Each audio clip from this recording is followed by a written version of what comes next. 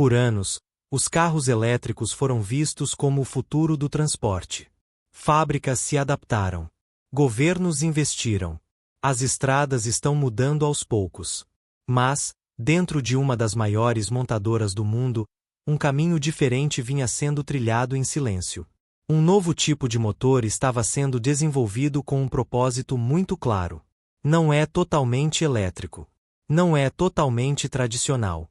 E a sua chegada pode mudar suavemente os rumos de toda a indústria. Por muito tempo, a indústria automotiva seguiu numa direção única. Fábricas de baterias se multiplicaram.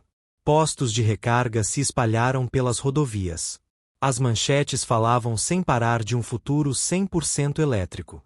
Lá dentro da Toyota, o clima era outro. A empresa não ignorou os veículos elétricos. Continuou produzindo eles. Melhorou os sistemas de bateria. Estudou cadeias de suprimento de longo prazo. Mas não colocou toda a sua energia num único caminho. Em vez disso, manteve várias portas abertas ao mesmo tempo. Os sistemas híbridos foram refinados, vezes seguidas. Pequenos avanços. Mais eficiência. Transições mais suaves entre o motor a combustão e o elétrico. Ao mesmo tempo, a pesquisa com hidrogênio seguia firme. Engenheiros testando sem parar. Ajustando. Aprendendo. E tinha mais uma coisa. A portas fechadas, as equipes continuaram trabalhando no motor a combustão totalmente reprojetado. Não a versão antiga. Não aquelas máquinas barulhentas e beberronas do passado. Algo menor. Mais limpo. Muito mais adaptável. Isso não era resistência à mudança. Era cautela. Quem liderava a empresa acreditava numa ideia simples. O mundo não é uniforme. Cidades como Oslo ou Tóquio podem até se adaptar rápido ao sistema totalmente elétrico. Mas áreas rurais no Sudeste Asiático, partes da África e regiões da América do Sul enfrentam realidades bem diferentes. Postos de recarga são raros em alguns lugares. A rede elétrica falha sem aviso. Em muitas regiões, achar gasolina ainda é mais fácil do que ter eletricidade de confiança. Essa diferença pesava. A empresa estudou mapas de infraestrutura, dados de fornecimento de energia, relatórios econômicos. Os padrões ficaram claros. Uma solução única não serviria para todos os mercados. Ainda não. Então a estratégia mudou, em direção à flexibilidade. Construir carros que aguentassem situações diferentes. Sistemas de energia diferentes. Velocidades de mudança diferentes. Era mais lento do que os concorrentes esperavam. Os investidores, às vezes, questionavam. Críticos chamavam de hesitação. Mas, internamente, era visto como preparação. O trabalho silencioso no novo motor seguia, sem anúncios bombásticos. Engenheiros testavam fluxo de combustível. Ajustavam a compressão. Estudavam emissões num nível microscópico. A meta não era voltar atrás. Era ir na horizontal, criar algo que pudesse fazer a ponte entre dois mundos. A indústria fazia, calada, uma pergunta. Se as baterias são o futuro, por que continuar aperfeiçoando motores? A resposta estava se formando devagar, lá no fundo dos centros de pesquisa que quase nunca viravam manchete. E o que esses engenheiros estavam construindo logo começaria a mudar a conversa. Os carros elétricos mudaram a conversa sobre automóveis. Eles tinham cara de modernos. Limpos. Silenciosos. Empresas como a Tesla provaram que carros a bateria podiam ser rápidos, desejáveis e práticos para muitos motoristas. As vendas cresceram rápido. Governos apoiaram. Cidades começaram a planejar postos de recarga em cada quarteirão. Mas, fora dos grandes centros urbanos, o cenário era outro. Em regiões frias, a autonomia da bateria caía com a temperatura. Viagens longas na estrada exigiam planejamento. Recarregar podia demorar, especialmente com os postos cheios. Para quem morava em apartamento sem vaga privativa, carregar o carro à noite não era simples. Tinha a rede elétrica também. Em alguns países, o fornecimento de energia é instável. Apagões são comuns. A voltagem oscila. Expandir redes de carregamento rápido exige uma infraestrutura forte, e construir essa infraestrutura leva anos. Em áreas rurais, pode levar décadas. A produção de bateria também levantou preocupações. A mineração de lítio, níquel e outros materiais exige processos industriais pesados. As cadeias de suprimento cruzam continentes. Quando a demanda sobe rápido, faltam peças. Nada disso quer dizer que os elétricos estavam fracassando. Longe disso. Em muitas cidades, funcionavam bem. O dia a dia no trânsito ficou mais barato e silencioso. A qualidade do ar melhorou. Mas os engenheiros da Toyota olhavam além do cenário ideal. Estudaram o ritmo desigual da adoção. Perguntaram quanto tempo levaria para a rede de carregamento chegar às cidades remotas. Analisaram como economias diferentes pagariam pela importação de baterias em larga escala. A resposta não era simples. Alguns mercados estavam prontos para a transição total. Outros ainda estavam construindo infraestrutura básica. E milhões de motoristas dependiam de sistemas que já existiam. Postos de combustível, oficinas mecânicas, cadeias de suprimento construídas ao longo de décadas. A ideia de apostar tudo numa única tecnologia começou a parecer arriscada. Não porque os elétricos não tivessem futuro, mas porque o mundo, por si só, anda em velocidades diferentes. Dentro dos centros de pesquisa, as discussões ficaram mais focadas. E se o futuro não substituísse tudo de uma vez? E se ele misturasse os sistemas antigos com novas fontes de energia? A indústria continuava na direção das baterias. Mas, por baixo dessa corrente, outra ideia crescia em silêncio. E essa ideia tinha a ver com repensar algo que a maioria já considerava ultimato. Por mais de 100 anos, o motor a combustão moveu o mundo. Era barulhento no começo. Ineficiente. Pesado. Com o tempo, ficou mais suave. Menor. Mais confiável. Mas, quando os elétricos ganharam força, muitos acreditaram que o motor tinha chegado ao fim. Lá dentro dos centros de desenvolvimento da Toyota, essa ideia não era aceita de cara. Engenheiros começaram a olhar para o motor a combustão com novos olhos. Não como uma relíquia, mas como uma máquina que ainda podia evoluir. Os materiais tinham mudado. Os softwares tinham mudado.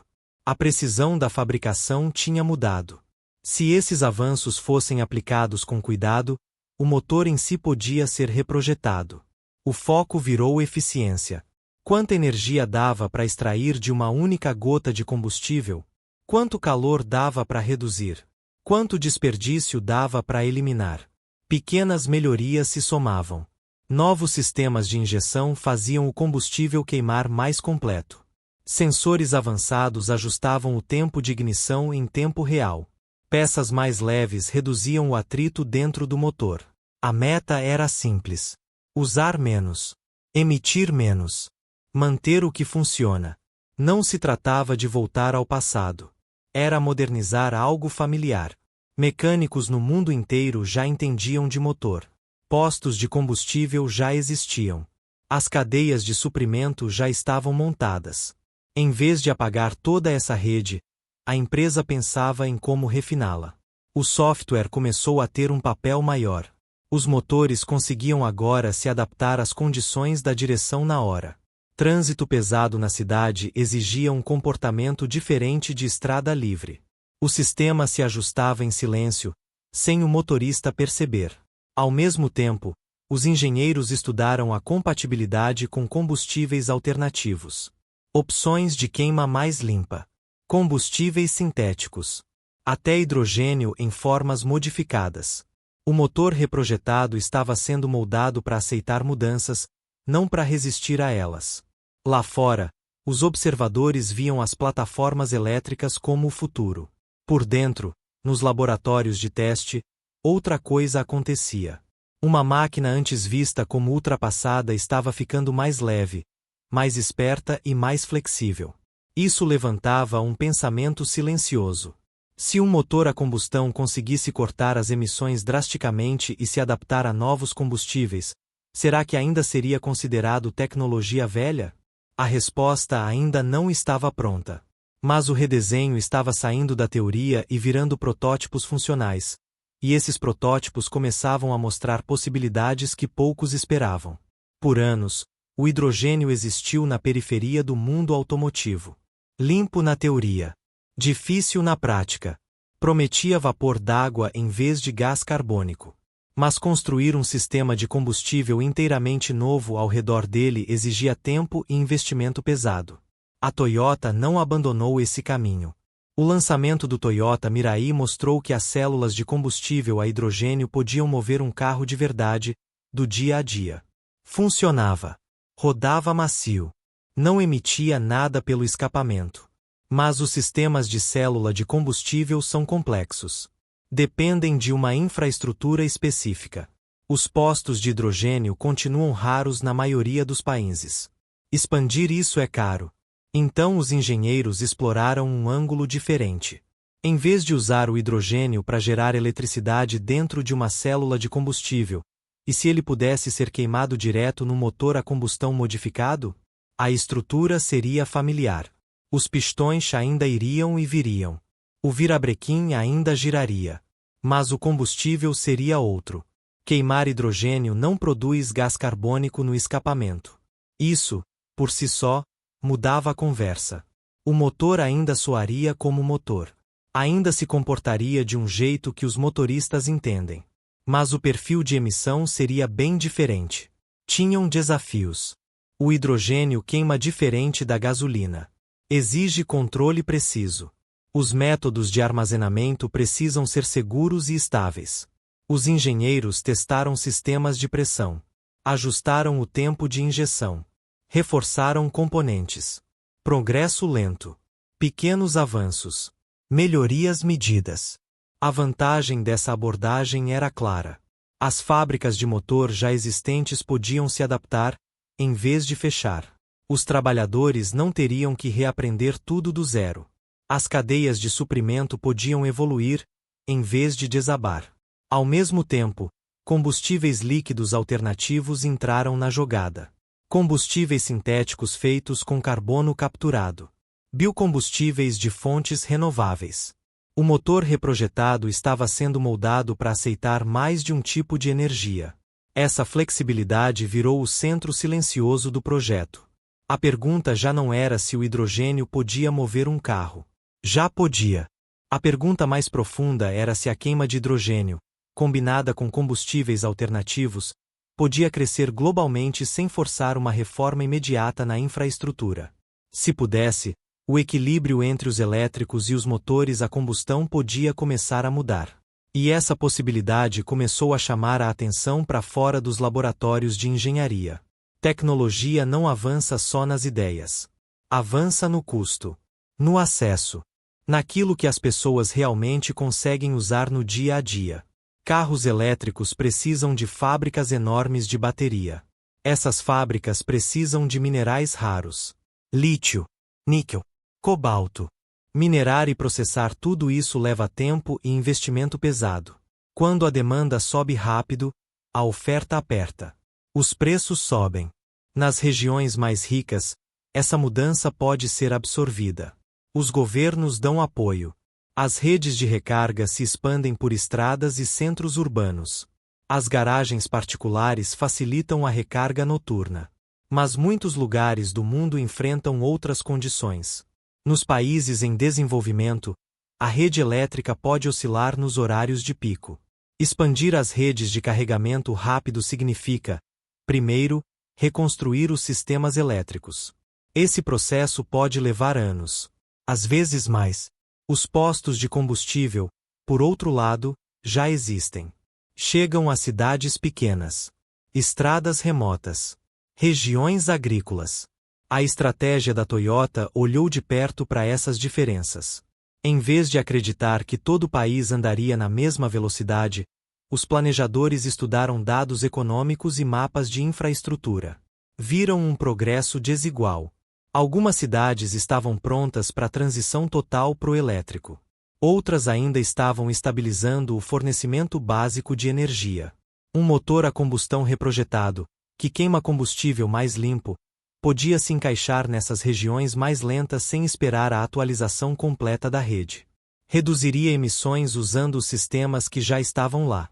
Essa praticidade pesava. O custo também pesa para o consumidor. Os elétricos a bateria geralmente têm preço inicial mais alto, mesmo que, no longo prazo, o gasto equilibre. Nos mercados de baixa renda, o preço inicial pode decidir tudo. A abordagem de caminhos múltiplos da empresa foi construída em cima dessa realidade global. Nem todo motorista mora perto de um carregador rápido. Nem todo governo pode financiar mudanças enormes na infraestrutura de uma vez. Um motor flexível, compatível com combustíveis alternativos, podia oferecer uma mudança gradual, em vez de substituição abrupta. O mundo raramente anda em linha reta. Anda em camadas. Se o transporte seguir esse padrão, então uma solução única pode não dominar tudo. A pergunta vira: como essas camadas vão interagir com o tempo? E é essa interação que começa a tomar forma. Quando uma empresa do tamanho da Toyota segue uma direção um pouco diferente, a indústria percebe. A maioria das grandes montadoras anunciou planos de longo prazo com foco pesado em plataformas elétricas a bateria. As linhas de produção estão sendo reprojetadas.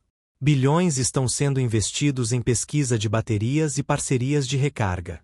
A mensagem foi clara: o futuro é elétrico. Por isso, quando a Toyota continuou refinando a combustão junto com os híbridos e o hidrogênio, ela se destacou. Alguns concorrentes viam isso como hesitação. Outros enxergavam como gestão de risco. Quietamente, algumas empresas começaram a rever seus próprios prazos de transição. Não publicamente. Internamente. Os investidores também prestaram atenção. Mercados respondem à certeza, mas também respeitam a resiliência. Uma empresa que espalha suas apostas por várias tecnologias pode até andar mais devagar, mas absorve choques com mais facilidade. Escassez de bateria. Picos no preço de material. Mudanças de política. Cada um desses fatores pode bagunçar uma estratégia de caminho único. Governos observaram também. As metas ambientais continuam importantes, mas a estabilidade econômica pesa. Milhões de empregos estão ligados à fabricação de motores e às cadeias de combustível. Uma evolução gradual pode parecer mais segura do que uma eliminação abrupta. O motor reprojetado, especialmente um compatível com hidrogênio ou combustíveis sintéticos, trouxe um tipo diferente de tensão. Ele sugeriu que a tecnologia a combustão podia não desaparecer tão rápido quanto se previa. Ela podia se adaptar. Essa ideia não apagou os elétricos. As vendas continuaram crescendo.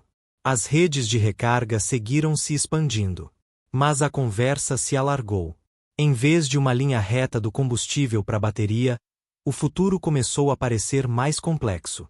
Atrás das portas das salas da diretoria, as reuniões estratégicas ganharam mais camadas.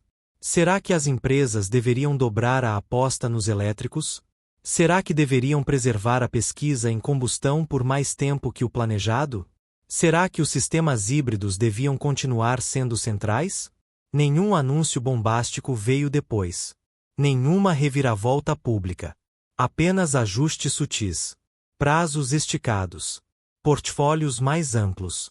A indústria esperava uma linha de chegada clara para os motores a combustão. Agora, essa linha parecia menos certa. E enquanto essa incerteza se espalha em silêncio entre as montadoras globais, o formato da próxima década começa a mudar de um jeito que poucos previam. O futuro do transporte já não parece uma estrada única. Parece mais uma rede. Os elétricos continuam crescendo. Os postos de recarga se multiplicam nas cidades. A tecnologia de bateria melhora ano a ano. Ao mesmo tempo, os sistemas híbridos ficam mais refinados. A pesquisa com hidrogênio se expande em silêncio.